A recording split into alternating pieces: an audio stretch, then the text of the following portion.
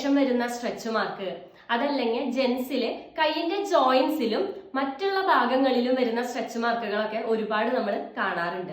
ഇതിന്റെ മെയിൻ കാരണം എന്താന്ന് വെച്ചാൽ ഒന്നെങ്കിൽ ഒബീസിറ്റി ആയിരിക്കും, അതല്ലെങ്കിൽ മറ്റെന്തെങ്കിലും ചേഞ്ചസ് കൊണ്ടായിരിക്കാം. ഇനി ഇതൊന്നുമല്ലാന്നുണ്ടെങ്കിൽ ഹൈഡ്രേഷൻ കുറയുന്നതിന്റെ ഭാഗമായിട്ടും നമ്മളിൽ സ്ട്രെച്ച് മാർക്ക് ഉണ്ടാവാറുണ്ട്. ഈ സ്കിൻ ഹെൽത്തിന് കൊടുക്കേണ്ടതായിട്ടുള്ള കെയർ ഉണ്ട്. അതിലെ ഇമ്പോർട്ടന്റ് ആയിട്ടുള്ള ഒന്നാണ് ഹൈഡ്രേഷൻ. ഇതുപോലെ തന്നെ ഇമ്പോർട്ടന്റ് ആയിട്ടുള്ളത് തന്നെയാണ് എക്സസൈസ്.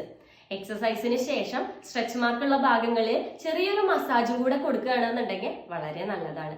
ഈ മസാജ് നമ്മൾ കൊടുക്കുന്ന സമയത്ത് നമ്മുടെ സ്കിന്നിലേക്കുള്ള സർക്കുലേഷൻ കൂടും. ഈ സമയത്ത് നമ്മുടെ സ്ട്രെച്ച് മാർക്ക് കുറയ്ക്കാനായിട്ടും സാധിക്കും. നമ്മൾ കഴിക്കുന്ന ഭക്ഷണത്തില് കൊളാജൻ അടങ്ങിയിട്ടുള്ള ഭക്ഷണങ്ങള്, മീനുകള്, ഒമേഗ 3 വെജിറ്റബിൾസ് ഒക്കെ ധാരാളം കഴിക്കുന്നത് വളരെ നല്ലതാണ്.